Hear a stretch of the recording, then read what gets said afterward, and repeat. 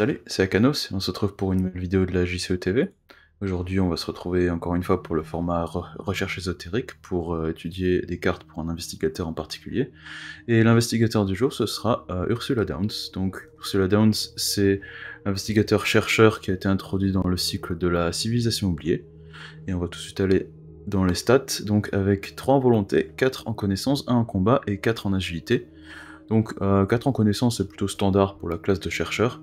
Mais les stats défensives sont plutôt intéressantes, étant donné que les chercheurs ont tendance à avoir davantage de volonté que d'agilité. Ici, on a quand même un 4 en agilité, ce qui va compenser quand même le manque de combat, et permettre de s'échapper aux ennemis, donc de ne pas directement avoir affaire à eux. Et avec 7 en point de vie et 7 en santé mentale, donc on a une stat plutôt équilibrée, ce qui n'est jamais une mauvaise chose quand les stats défensives sont donc l'agilité et la volonté, sont à 3 ou plus, donc c'est plutôt équilibré dans ce cas de figure-là. Et la capacité du personnage, donc c'est après que vous êtes déplacé vers un lieu, vous pouvez faire une action enquêter gratuitement.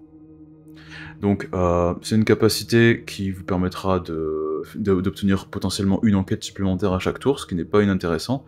Ça peut donner un indice en plus par round, c'est un peu plus conditionnel quand même que ce qu'on pourrait trouver chez Rex Murphy, où il faut juste qu'il réussisse à 2 ou plus, mais pouvoir faire une enquête en plus peut potentiellement donner plus de résultats dans la mesure où on peut commettre ou récupérer des indices supplémentaires, et l'action enquêtée que vous pourrez effectuer n'est pas limitée à une action d'enquête de base, vous pourrez faire n'importe quoi tant qu'il y a l'icône, le texte enquêté en gras dessus. Donc.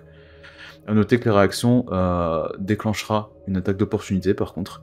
Vous ne faites pas instantanément une enquête, vous prenez une action enquêtée, donc ça veut dire que vous faites une action enquêtée qui n'est pas une action légale dans le cadre dans les cas où on serait engagé avec un ennemi. Donc il faudra garder ça à l'esprit quand même. Donc avec ça, on a une capacité qui permet de pas trop perdre de tempo en se déplaçant.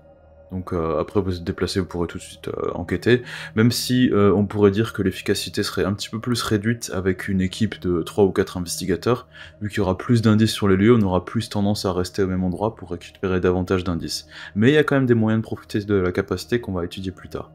Et donc le signe des anciens, c'est plus 1. Après la fin de test, vous avez le droit de vous déplacer vers un lieu connexe.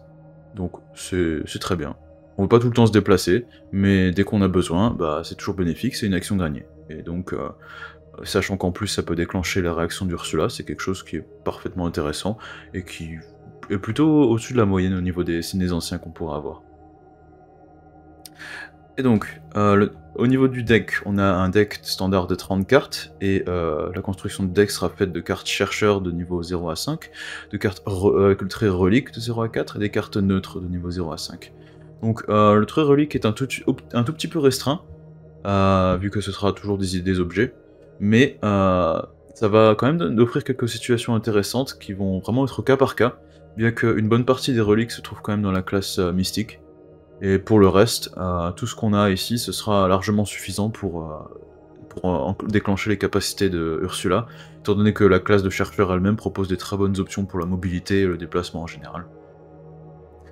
Et donc au niveau des cartes signatures, sa carte signature ce sera Jake Williams, donc, qui est un allié voyageur qui coûte 3 ressources, qui encaisse pour 3 vies et 2 de santé mentale, et donc qui fait que la première action, se déplacer ou enquêter que vous effectuez à chaque tour ne provoque pas d'attaque d'opportunité. Et après que vous ayez révélé un lieu ou mis en jeu un nouveau lieu, vous pouvez incliner Jake Williams pour piocher une carte. Donc ça permet vraiment de tirer parti de la mobilité. Si jamais on est engagé avec un ennemi, on pourra quand même se déplacer avec. Si jamais on veut enquêter sur son lieu, ben on pourra quand même le faire. Et le fait de prendre des cartes dès qu'on révèle un nouveau lieu, ça permet de rajouter, d'inciter à aller visiter des nouveaux lieux avec Ursula, bien que ce soit elle qui doit faire le déplacement pour pouvoir bénéficier de cet effet. Bon, ça peut être considéré comme dispensable, parce que c'est quand même un allié qui donne pas de boost passif. Piocher tard, il servira pas forcément à grand chose, mais cela dit, il peut quand même encaisser pas mal. 3 et 2, c'est pas mal du tout pour le prix qu'il va coûter. Donc ça dépendra franchement de quand est-ce que vous allez le piocher, et si vous êtes dans une situation ou un scénario qui vous permettra de vous déplacer beaucoup, là, et découvrir beaucoup de nouveaux lieux.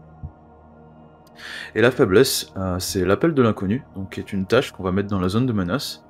Et donc, à chaque début de tour, vous allez devoir choisir un lieu qui n'est pas le vôtre, et vous allez devoir enquêter avec succès dans le lieu que vous aurez désigné. Et si vous n'avez pas réussi à faire ça à la fin du tour, vous allez subir 2 horreurs et l'appel de l'inconnu sera remélangé dans le deck. Donc c'est une faiblesse assez lourde, parce elle va inciter à Ursula à se déplacer, donc ça peut potentiellement pas faire grand chose si on a prévu de se déplacer beaucoup, mais ça peut quand même être très handicapant s'il n'y a pas de lieu à proximité ou pas de possibilité de se déplacer, donc vous serez obligé d'encaisser 2 horreurs. Et surtout le fait de remélanger dans le deck va vouloir dire qu'on va potentiellement repêcher la carte et récupérer 2 horreurs encore, donc ce sera vraiment quelque chose qu'il faudra prendre en compte dans le deck building, c'est pas une faiblesse qu'il faut prendre à la légère pour sûr. Mais malgré ça, Ursula, on notera facilement que c'est un investigateur qui va mettre l'accent sur la mobilité, qui pourra utiliser les cartes standard chercheur sans problème en plus de ça, et qui défensivement va être intéressant, avec 4 en agilité, donc comme on a dit, on pourra plus facilement échapper aux ennemis que d'autres chercheurs, et malgré ça, il faudra pas trop compter sur la capacité de combat d'Ursula, donc avec 1 en combat, elle sera pas vraiment taillée pour ça, à moins d'utiliser vraiment des cartes qui vont tirer parti de ses autres statistiques, donc que ce soit la connaissance ou l'agilité.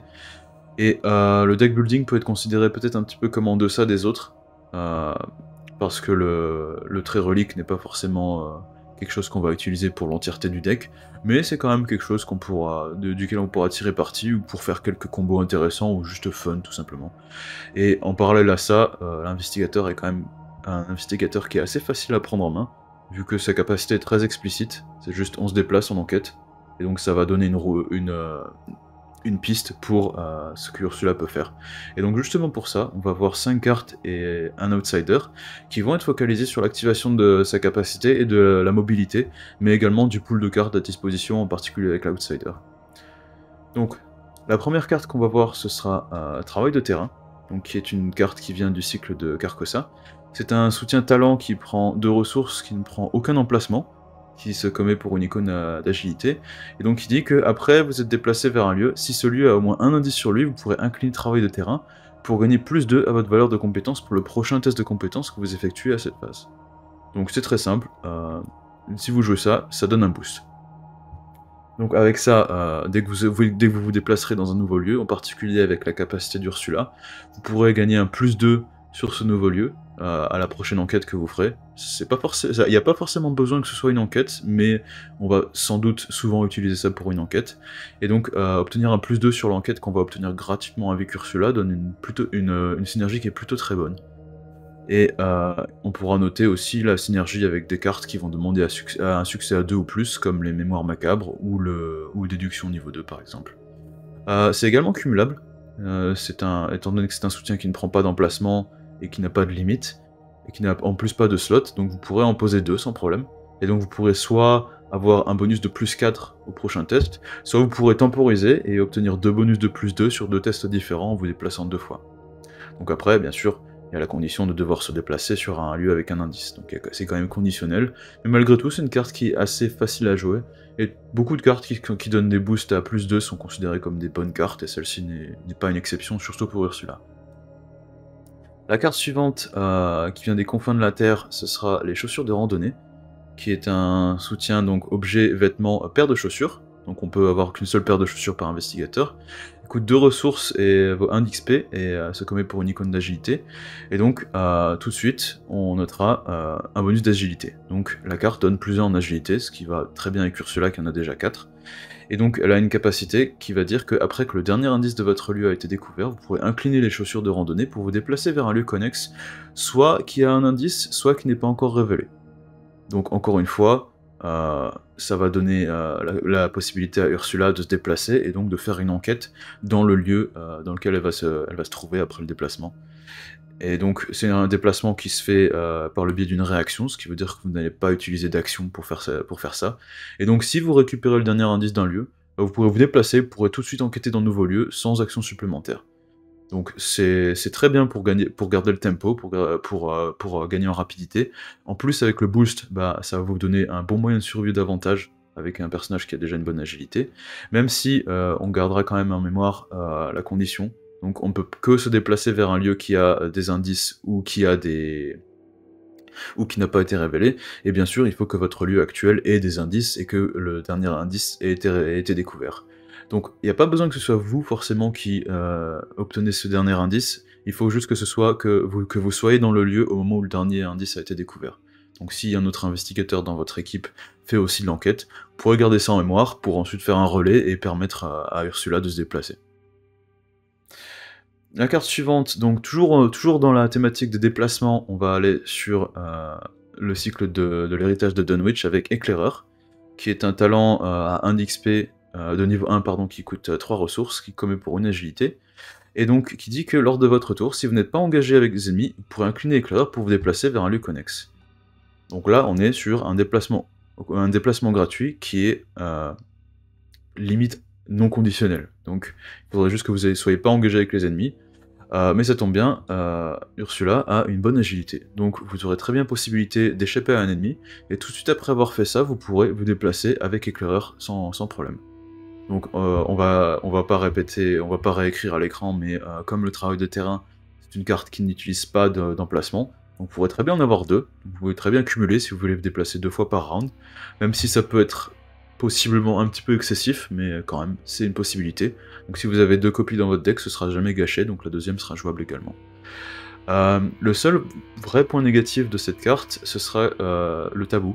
Donc cette carte a été tabou pour coûter 1 d'XP supplémentaire, donc c'est une carte de niveau 1, mais elle coûte 2 points d'expérience. Donc après le coût est justifié, parce qu'on parle quand même d'une action gratuite chaque tour, mais potentiellement si vous voulez 2 copies ce sera 4 XP, donc pour le deck building il faudra garder ça à l'esprit, même si ce sera une carte qu'on voudra peut-être prendre en priorité, étant donné que ça permettra d'activer la capacité d'Ursula à chaque fois que vous déclencherez cette action gratuite, pardon, et avec ça vous pourrez enquêter sans action en plus du déplacement. Ensuite, on va passer sur l'événement Révéler les Anciens, pour la 4ème carte, qui est un événement perspicacité qui coûte 2 points d'XP et qui coûte 0 ressources, commet pour 2 icônes de connaissance et une icône d'agilité, et donc qui fait que vous pourrez enquêter avec. Donc vous pouvez choisir jusqu'à 2 soutiens chercheurs de votre main. La difficulté du test de compétence, c'est la somme des coûts imprimés des soutiens choisis, et en cas de réussite, vous mettrez en jeu les soutiens choisis un à la fois. Et en plus, si ce sont des reliques, vous allez piocher une carte par soutien relique que vous aurez posé de cette manière. Donc là, rapidement, on est sur 2 soutiens joués, donc c'est quand même très fort dans la mesure où vous allez utiliser 0 ressources. Et en plus, vous allez pouvoir potentiellement faire un test qui va ignorer la valeur occulte. Donc au lieu de la valeur occulte, la difficulté c'est les coûts des soutiens. Donc si c'est des soutiens qui coûtent pas forcément très cher, mais qui vont demander des actions pour jouer, bah, l'économie d'action va quand même pas être inintéressante. Et en plus, vous pourrez déclencher la réaction d'Ursula pour faire l'enquête gratuite, donc que vous pouvez faire avec Ursula, pourra se faire en jouant Révéler les Anciens. Donc comme on a dit, avec le mot en gras, ça dira qu'on pourra jouer cet événement après s'être déplacé. Et en plus, pour faciliter le test, on pourra très bien utiliser travail de terrain de nouveau, pour booster le test. Donc si on veut jouer des soutiens un petit peu plus chers, ça pourra être utile de booster la valeur de compétence à 2, voire même à 4 si on en a déjà 2 en jeu. Et après, vous pourrez jouer ces soutiens gratuitement. Et donc, chose très importante à noter, en plus de l'économie évidente que la carte donne, la carte ne remplace pas la découverte d'indices. Donc vous pourrez très bien découvrir un indice en plus de jouer les 2 soutiens. Donc niveau tempo, c'est très bien. Et vous pourrez aussi en plus commettre des cartes comme déduction, qui vous permettra donc de récupérer plusieurs indices sur cette action, et en plus de jouer les 2 soutiens. Donc au niveau économie et au niveau efficacité, cette carte est très intéressante, et Ursula peut la jouer vraiment de façon très efficace en se déplaçant, et en jouant cette carte tout de suite pour un coût de 0 toujours. Donc après, forcément, une carte qui va jouer de soutien sera moins utile plus tard dans le scénario. Si les soutiens dont vous avez besoin ont déjà été posés, bah, vous pourrez pas forcément vous pourrez pas les jouer, donc cette carte vous fera juste découvrir un indice. Même si vous pourrez très bien... vous pourrez aussi utiliser une niche qui dit, par exemple, si vous avez des soutiens qui coûtent 0 ressources, vous pouvez très bien jouer des loops de cette manière et avoir un test pour récupérer des indices dans votre lieu avec une difficulté de 0, ce qui est une niche qui peut être explorée de certaines manières. Alors, ensuite, on va passer sur la 5ème carte qui est la carte ancestrale, donc en particulier la version à 4 XP. Donc c'est une carte qui vient des confins de la Terre, qui coûte 2 ressources, qui se commet pour une icône de connaissance, agilité et libre. Donc c'est une carte qui prend l'emplacement d'accessoires et qui a 3 secrets, et qui dira que lors de votre tour, vous pourrez incliner la carte et dépenser un secret pour effectuer 2 des actions suivantes dans l'ordre de votre choix. Donc se déplacer, échapper à un ennemi ou enquêter. Donc avec ça, très rapidement, encore une fois, on notera un gros gain d'action. Donc avec Ursula en particulier, vous pourrez utiliser le déplacement pour déclencher une action d'enquête. Et en plus de ça, derrière, vous aurez une autre action d'enquête que vous pourrez choisir en parallèle à l'action de déplacement que vous aurez choisi avec la carte. Donc ça vous permettra, avec 0 action, potentiellement d'enquêter 2 fois en plus de s'être déplacé. C'est également une carte qui est très flexible, donc on est sur... on peut également échapper à un ennemi avec. Donc vous aurez également la possibilité d'échapper à un ennemi et ensuite d'enquêter ou de vous déplacer et de déclencher le bonus d'enquête d'Ursula. Et donc il y a plein de combinaisons possibles, on va pas toutes les faire, mais ça vous permettra vraiment d'accélérer votre jeu, bien que on parle quand même d'une carte qui a un slot accessoire et qui coûte 4 points d'XP. Et aussi, il faudra noter que la carte a également été tabou. Donc la carte, comme imprimée, elle dit qu'on peut faire une action de notre choix. Le tabou dit que ce sera des actions de base. Donc vous ne pourrez pas déclencher des actions sur vos soutiens ou jouer des événements qui remplissent la condition d'échapper à ou d'enquêter. Cela dit, ça rend pas la carte beaucoup moins puissante, c'est juste quelque chose qu'il faut garder à l'esprit quand on veut utiliser une action. Et donc avec tout ça, on va se poser la question, pourquoi prendre autant d'options de déplacement? Parce que en avoir une ou deux c'est bien, mais en avoir beaucoup plus, ça risque d'être un petit peu excessif. Je vais juste faire donc une parenthèse avant de faire l'outsider sur la façon dont Ursula peut récupérer des indices, et ce sera en faisant des doubles déplacements. Donc avec cet exemple ici, on a 2 indices. Donc Ursula se trouve dans le lieu avec les indices. Elle veut enquêter sur le lieu là, et il y a un lieu connexe qui ne possède pas d'indice. Donc si on veut se déplacer, on va pas forcément donc aller dans le lieu là qui est vide, et pour revenir, c'est pas vraiment un gain d'action d'une quelconque manière. Mais ce qu'on pourra faire, c'est d'abord, on va incliner éclaireur, donc pour se déplacer sur le lieu connexe. Ensuite, on pourra déclencher la carte ancestrale, donc dépenser un secret pour se redéplacer dans le lieu où on était au début du tour. Après avoir fait ce second déplacement, on déclenchera la réaction d'Ursula qui va récupérer un indice, et en plus de ça, on va utiliser la carte ancestrale qui permettra de faire une enquête avec la deuxième action de base que vous aurez choisie, et vous aurez récupéré 2 indices sur votre lieu. Tout ça en 0 action. Donc même si vous n'avez pas besoin de vous déplacer sur un lieu qui a encore des indices, rien ne vous empêche d'utiliser cette méthode pour pouvoir se déplacer 2 fois et donc récupérer des indices sur le lieu où vous trouvez. Donc c'est un modèle bien sûr qui est flexible, vous pourrez utiliser les autres cartes comme par exemple utiliser la carte ancestrale pour vous échapper à un ennemi, puis enquêter, vous pourrez utiliser les chaussures de randonnée, pour déclencher la réaction. Il y a possibilité également d'utiliser de poser des indices sur son lieu et de le récupérer pour déclencher les chaussures encore une fois. Il y a plein de possibilités on va pas toutes les étudier, mais c'est juste quelque chose qu'il faut garder à l'esprit pour le deck building. Et donc la mobilité, c'est un aspect vraiment sur lequel Ursula va vraiment briller, de la même manière qu'un investigateur comme Monterey Jack.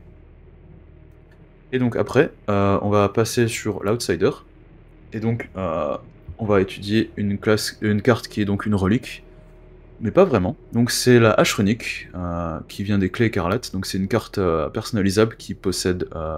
donc il y a beaucoup de personnalisation, et avant toute chose, donc c'est un soutien qui à la base n'a pas le trait relique. Mais l'amélioration héritage, donc qui se trouve sur la fiche d'amélioration, qui donnera le trait relique, qui réduira le coût de 1, permettra à Ursula de prendre la carte. Donc au niveau 0, vous ne pouvez pas la prendre, mais une fois que vous aurez coché cette case, vous pourrez automatiquement prendre 2 copies de la hache runique dans votre deck.